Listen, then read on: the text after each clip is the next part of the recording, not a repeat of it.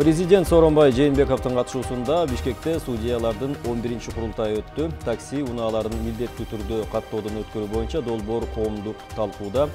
Баткенде ата-энесинен эрте ажыраган өспүрүм балдарга өкүл ата, өкүл эне дайындалууда. Назарыңыздарда күнделик, студияда Канат Абазбеков. Саламатсыздарбы? Сот системасы таза иштегенде гана өлкөдө акыйкатты орноп, элдин бийликке карата ишеними бекемделет. Мындай пикирин президент Сооронбай Жээнбеков Бишкекте өтүп жаткан Кыргыз Республикасынын судьяларынын 11-курултайында билдирди. Мамлекет башчы белгилегендей, бүгүнкү өтүп жаткан курултай сот системасы үчүн эле эмес, жалпы өлкөбүз үчүн өтө маанилүү окуя. Анткени адилеттүү, көз карандысыз сот системасын орнотпой туруп, өнүккөн мамлекетти куруу мүмкүн эмес экенин өзүбүздүн тажрыйбабыз көрсөттү. Сот системасы таза иштегенде гана өлкөдө акыйкатты орноп, элдин бийликке карата ишеними бекемделет. Өзүбүздүн жарандардын, чет элдик өнөктөштөрдүн, инвесторлордун бийликке болгон мамилеси биринчи кезекте сотторго жана укук коргоо органдарына байланыштуу. Өлкөбүздө жүрүп жаткан олуттуу реформаларды ишке ашыруу сот системасынын адилеттүүлүгүн камсыз кылууга барып такалды. Бир катар жакшы демилгелер соттордун адилетсиздигинен улам токтоп калган учурлар бар. Коомчулук албетте мындай кырдаалды кескин өзгөртүүнү катуу талап кылууда, деди президент Сооронбай Жээнбеков. Сот тармагына 2019 жылга карата былтыркыга салыштырмалуу 38,5%га көп акча бөлүндү. Бул тууралуу президент Сооронбай Жээнбеков судьялардын курултайында билдирди. Мамлекет башчысы тармакты реформалоонун алкагында жылдан жылга каржылоо көбөйүп жатканын белгилеп, сот укуктук чөйрөнү жаңылоо өлкөнү өнүктүрүүнүн ажырагыс бөлүгү экенин айтты. Судьялардын 11-курултайында соттордун туура эмес чечимдери көп көйгөйлөрдү жаратып жатканы белгиленди. Мұғалімдерге, медиктерге, жана башка тармактарга кереги жок дейсиңер каражат. Аларга да керек. Бирок бул сот системасын жолго коймоюнча биз экономиканы көтөрүп, инвесторлорду, ички дагы, сырткы дагы инвесторлорду алып келип каражатты салдыра албайбыз. Жумуш орундарын түзө албайбыз. Салыкты көбөйтө албайбыз. Инвесторлор качан келет? Качан Кыргыз мамлекетинин үч бийлик бутагына ишенич пайда болгондо, анан кийин инвесторлор келе баштайт. Бул бири-бирине абдан тыгыз байланыш иш. Биз мугалимдердин, врачтардын, башка соц тармакта иштеп аткан, бюджетте отурган мамлекеттик кызматкерлердин айлығын көтөрүш үчүн биринчи инвестор табыш керек. А буга сот системасы биринчи адилеттүү болуш керек. Анан келе баштайт. Бирок мына каражат бөлүп атабыз. Бирок мына көрүп атасыңар, силерден азырынча ошого жараша кайтарым болбой жатат. Ошондой эле президент Сооронбай Жээнбеков курултайда судьялар кеңешинин жаңы курамы шайланаарын билдирип, тилекке каршы буга чейин иштеп келген курам натыйжалуу иштерди жасай албаганын айтты. Бардык багыт боюнча ишти активдештирүү үчүн бул тажрыйбадан жаңы курам сабак алат. Кийинки кеңеш сот адилеттигинин сапатын арттыруу үчүн адилетсиз чечимдерди кабыл алууга бөгөт коет деп ишенерин белгиледи. Ошондой эле сот адилеттигине жүргүзүү процессине кийлигишүүгө жол бербей жана сотко кысым көрсөтүү фактыларына бөгөт коюу зарыл. Мындай кеңеш судьялардын укуктарын жана мыйзамдуу кызыкчылыктарын коргоо боюнча өзүнүн конституциялык ыйгарым укугун тиешелүү түрдө аткарууга тийиш, деди президент Сооронбай Жээнбеков. Жол эрежесин бузгандарга айыппул төлөө тууралуу кат жетти. Жол коопсуздугуна көзөмөлдүү камсыздаган башкармалык эрежени бузган унаа ээлерине айыппул төлөөнү милдеттендирген токтомду тапшырып жаткандагы тасманы таратты. Унаа ээси машинаны ишеним кат менен сатканын айткан, бирок учурдагы мыйзамга ылайык айыппул анын дарегине келген. Унаа ээси айыпты мобилдик капчык аркылуу төлөгөн. Эскерте кетсек, айыппулду 15 күнүн ичинде төлөгөндөргө негизги сумма 50%га кыскарат. Транспорт жана жолдор министрлиги такси унааларын милдеттүү түрдө каттоодон өткөрүү боюнча долбоорду коомдук талкууга алып чыкты. Катталуу үчүн такси айдагандар өздөрүнүн медициналык кароодон өткөндүгү тууралуу жана транспорт каражатынын техникалык көзөмөлдөн өткөндүгү тууралуу тастыктаманы автомобиль транспорты агенттигине тапшыруусу керек болот. Документтер толук тапшырылгандан кийин атайын чаптама кагазы берилет. Талапка ылайык бардык такси унаалары керектүү жабдыктар менен жабдылышы зарыл, каттоо иштери акысыз жүргүзүлөт. Акыркы 5 күндө токтогул суу сактагычында суунун көлөмү 182 миллион кубометрге азайып кеткен. Бул тууралуу электр станциялары ишканасынын маалымат кызматы билдирди. Ал эми бир айдын ичинде 1,2 миллиард кубометрге азайган. Учурда токтогул суу сактагычында суунун көлөмү 14 миллиард 69 миллион кубометрди түзүүдө. Түп районуна караштуу Чоң Таш айылынын орто мектеби быйыл жаңы курулат. Бул багытта долбоорлоо иштери аяктап курулушуна кетүүчү каражат республикалык бюджеттин эсебинен жүргүзүлмөкчү. Жаңы имарат өзүнө 225 баланы баттырып, бардык курулуштар заманбап технологиялар менен 70 миллион сомдон ашык каражатка курулмакчы. Айылдык мектептин мугалимдери билдиргендей, азыркы иштеп жаткан билим уясы 1970-жылдары салынган. Имаратта курулгандан бери капиталдык ремонт иштери жүргүзүлбөй, өзгөчө окуу бөлмөлөрүндө жылуулукту кармап туруу көп аракеттерди талап кылууда.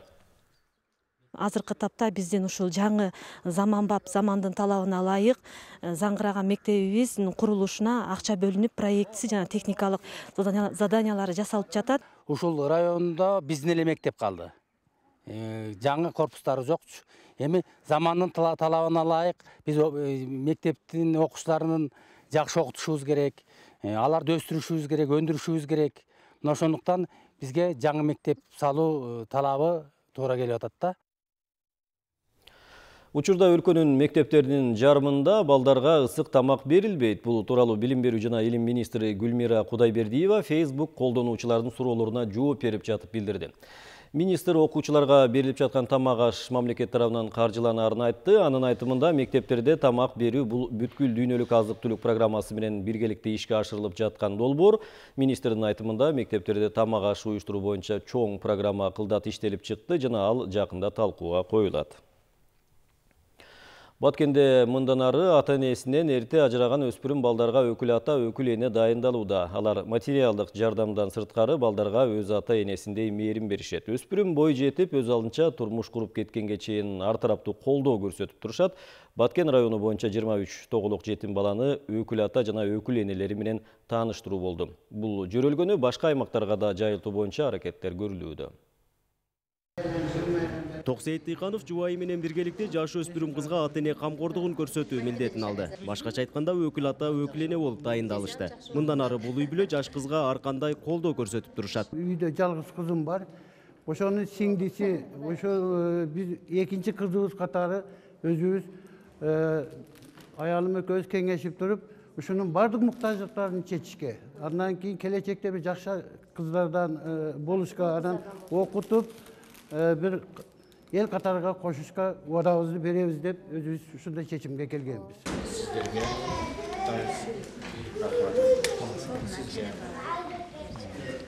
Токсейит Тыйканов сыяктуу Баткен районунда 23 тоголук жетим балага камкордук көрсөтүү үчүн өкүл ата жана өкүл эне дайындалды. Мындай милдетти аркалачу ата-энелерде атайын тандалып, үй бүлөлүк абалы, коомдогу орду эске алынган. Эң негизгиси ата-эне мээримине муктаж балдарга татыктуу тарбия бере алар жагы каралган. Балдарга материалдык эле жактан жардамкер болбостон, ал үй бүлөнүн кандай жашап атат, жүрүш турушу, култ мүнөздөрү ошол дагы көп таасирин тийгизет. Ошол себептен биз негизги маселе катары ошо үй бүлөлөрдү, ошол өкүл ата, өкүл эне эле эмес, ошол үй бүлөдөгү балдардын кандай тарбиялалган, кандай жумуштарда иштеп атат, ошондой жактарын эске алдык. Облус боюнча ата-эне мээримине муктаж 145 бала бар. Аларга мамлекет тарабынан да материалдык колдоо көрсөтүлөт. Бирок өз ата-энесиндей мээрим төгүп, моралдык жактан колдоо жетишсиз болуп турган. Ата-энесинен эрте калган балдар, буларды биз ушул айыл өкмөттө буларга жардам катары биз буларды көмөктөшүп карап келебиз. Булар жакшы окуган кыздар, билимдүү, мээримдүү кыздар, бири-бирин издешкен кыздар. Жакшы, биздин эң эле сүйүнүп турган кезибиз бул азыр өкүл эне, өкүл аталуу болуу. Толкунданып турабыз аябай.